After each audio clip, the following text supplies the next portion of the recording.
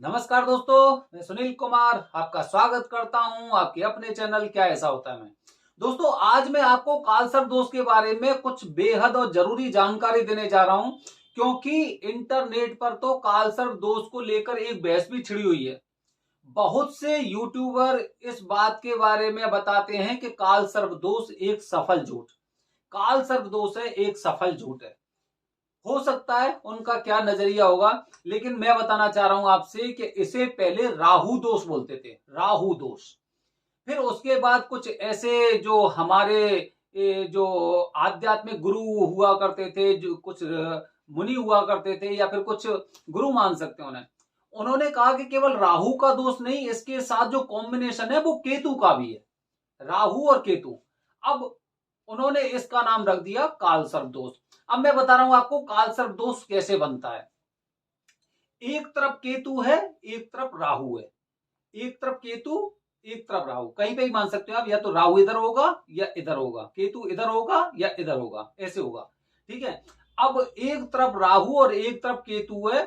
और अब ये आप अगर अपनी लग्न कुंडली देखेंगे, लग्न कुंडली में अगर केतु यहां पे है, राहु यहां पे है, तो ये ऊपर के जितने भी घर हो गए या फिर नीचे के ये जितने भी घर हो गए, नीचे के जितने भी घर हो गए, इन सारे ग्रहों में आपके जितने भी ग्रह हैं वो सब विराजमान है।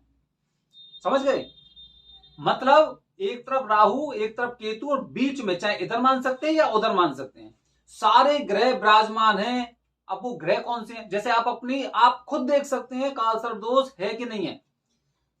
गुरु हो गए, शुक्र हो गए, बृहस्पति है, मंगल है, या फिर चंद्र हो गए, सूर्य हो गया, बुध हो गए, जितने भी ग्रह हैं वो सब केतु और राहु के बीच में जब आप लग्न कुंडली देखोगे, लग्न कुंडली से आप खुद देख सकते हैं कि काल सर्प दोष है कि नहीं है। अब दोस्तों क्या होता है कि इसी को काल सर्प दोष क्यों बताया गया है, क्योंकि अब ये स्थिति या फिर ये करके स्थिति, ये स्थिति एक सांप की स्थिति बन जाती है। एक तरफ पूंछ और एक तरफ मुंह। अब जितना भी आपस में नजदीक होगा, राहु और केतु के घर जितने पास होंगे, और उसके बाद जितने भी और ग्रह इनके अलावा, वो सब इनके बीच में बने हुए हैं। तो ऐसा लगता है जैसे कि वो सांप अपनी पूंछ को खाने के लिए एकदम पूरी तरह से तैयार है। और जब गुस्सा आती है ना, तो गुस्सा आती है तो आदमी इतना पागल हो जाता है। तो ऐसे ही बताया जाता है कि राहु देव जब पूरी अपने मजबूत दृष्टि में बैठे हुए हैं, मजबूत स्थिति में बैठे हुए हैं, उनका अक्षांश कितना है, कितनी डिग्री पर बैठे हुए हैं, उसी हिसाब से काल सर्प दोष निर्धारित होता है। और फिर उसके अलावा राहु कौन से घर में बैठे हुए हैं, केतु कौन से घर में, और उसके बाद बीच के जो ग्रह बैठे हुए हैं उनकी स्थिति का राहु पर क्या फर्क पड़ रहा है, तो वो तो आप नहीं देख सकते। लेकिन ये देख सकते हैं कि हाँ भाई, इन केतु और राहु के बीच में सारे के सारे जो ग्रह हैं वो हैं कि नहीं है। जब बीच में सारी चीज फंस जाती है, कितना भी मजबूत आदमी हो, जब दो दीवारों के बीच में फंस जाता है तो बड़ी परेशानी होती है, बड़ी मुश्किल होती है। यही काल सर्प दोष होता है। आपके सूर्य, बुध, बृहस्पति, मंगल, शुक्र, चंद्र कितने भी पावरफुल हों, कितने भी पावरफुल हों, वो अपना प्रभाव नहीं दिखा सकते, क्योंकि बीच में वो फंसे हुए हैं, बीच में फंसे हुए हैं। अब वो कैसे अपना प्रभाव दिखाएंगे, अब मैं बताता हूं, सुनिए। क्या होता है आजकल, आजकल ये होता है कि लोग 10 जगह विचार विमर्श करते हैं। 10 लोगों से, 20 लोगों से पूछेंगे, जहां पे कोई भी मिल जाएगा उसे सबसे पहले अपनी कुंडली दिखाएंगे और कुंडली दिखा के पूछेंगे, देखना गुरुजी इसमें काल सर्प दोष है क्या नहीं है। 20 में से अगर 15 लोग कहेंगे हाँ है, और 5 लोगों ने मना कर दिया कि कोई काल सर्प दोष नहीं है, तो वो पूरी तरह से भ्रमित हो जाते हैं। और इस चीज से वो धीरे धीरे करके उनकी उम्र 40-45 साल तक पहुंच जाती है। अब सुनिए, पहले का समय आपने देखा होगा, अगर आपने रामायण भी देखी होगी, आपने चाहे वो भगवान श्री कृष्ण का जो सीरियल होगा वो भी देखा होगा, या फिर आपने कोई धार्मिक किताबें पढ़ी होंगी। धार्मिक किताबों में आप ये जरूर देखेंगे कि जब भी किसी बालक का जन्म होता है, जैसे भगवान श्री राम का जन्म हुआ था, तो राजा दशरथ ने वहां पर उनकी कुंडली पे विचार करवाया था कि ये मेरा बालक कैसा बनेगा। इसकी स्थिति क्या होगी। तो पहले के लोग क्या होते थे, पहले के लोग कुंडली विचार करते थे, कुंडली विचार करते थे कि अगर कुछ ऐसी गलत स्थिति में ग्रह बैठे हुए हैं तो उनका अभी से समाधान कर दें।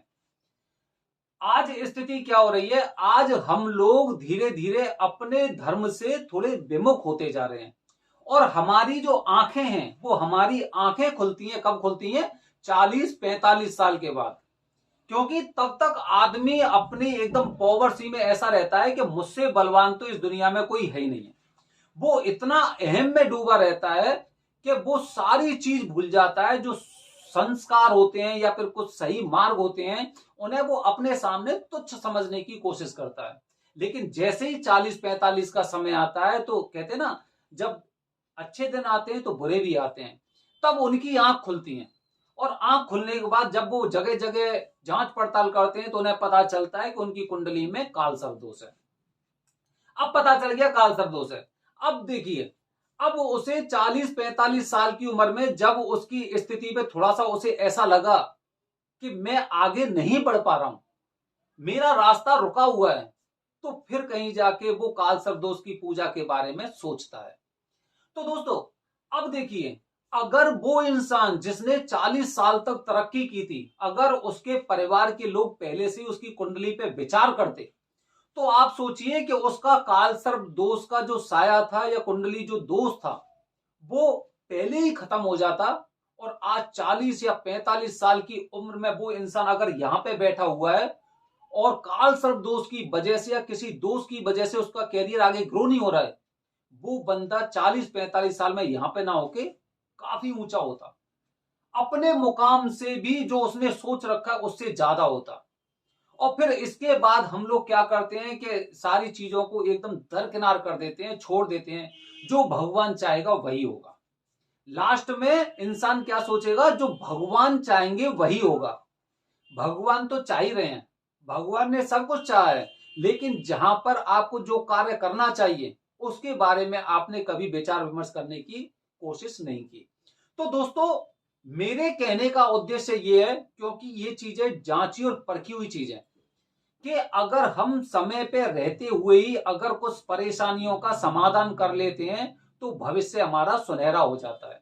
जैसे आपने काफी लोगों को देखा होगा कि हल्की सी बॉडी में हरारत होती है और एकदम डॉक्टर से मिलके वो ट्रीटमेंट ले लेते हैं, जिससे कि वो उस बुरी कंडीशन पे नहीं पहुंच पाते। बहुत से लोग क्या करते हैं कि भाई पहले एक आध टेबलेट ले ली, फायदा नहीं हुआ तो डॉक्टर के पास जाएंगे जब उनकी स्थिति ज्यादा गंभीर हो जाती है।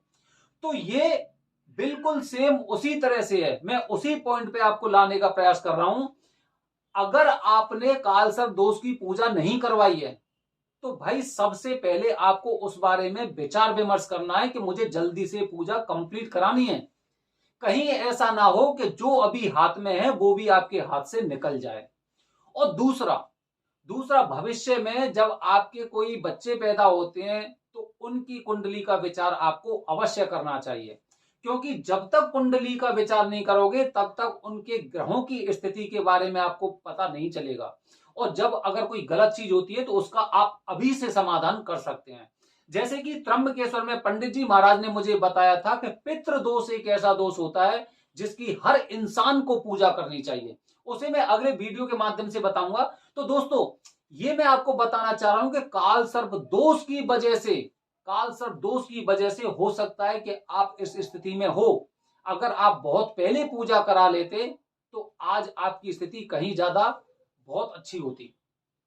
तो दोस्तों, इसीलिए काल सर्प दोष ये आपको आगे नहीं बढ़ने देगा।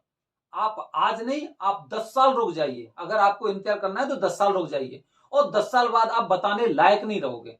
ये हम लोगों ने वहां पर देखा है, जो हमने पंडित जी से चीजें जानी है।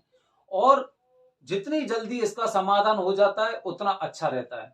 बहुत से लोग क्या करते हैं, मैंने बहुत से लोगों को देखा है कि जैसे कि वो पंडित जी ने मुझे बताया था, पंडित जी बता रहे थे कि हमारे पास यहाँ पर फोन आते हैं और वो कहते हैं ये वाले पैसे तो बहुत ज्यादा हैं जो आप पैसे ले रहे हैं। अब आप एक बात बताइए, कोई इंसान अगर चंडीगढ़ से, अंबाला से, बिहार से या फिर मध्य प्रदेश के रीवा, सतना, वहां से त्र्यंबकेश्वर पहुंच सकता है, लेकिन उस पर पूजा कराने के लिए पैसे नहीं है, तो इसका तो मेरे पास कोई जवाब नहीं है। तो दोस्तों पूजा तो करवानी है, आज नहीं तो कल, और नहीं करवाएंगे तो बहुत कुछ खो चुके होंगे, और अगर पूजा करवाएंगे तो शायद जो मेरी किस्मत में लिखा हुआ है वो मुझे अवश्य मिलेगा, समय से पहले मिलेगा। दोस्तों अगले वीडियो में इसी तरह से मैं जानकारी दूंगा आपको पितृदोष के बारे में, तो बने रहिए हमारे चैनल के साथ। क्या ऐसा होता है मैं हर हर महादेव दोस्तों, जय हिंद, जय भारत।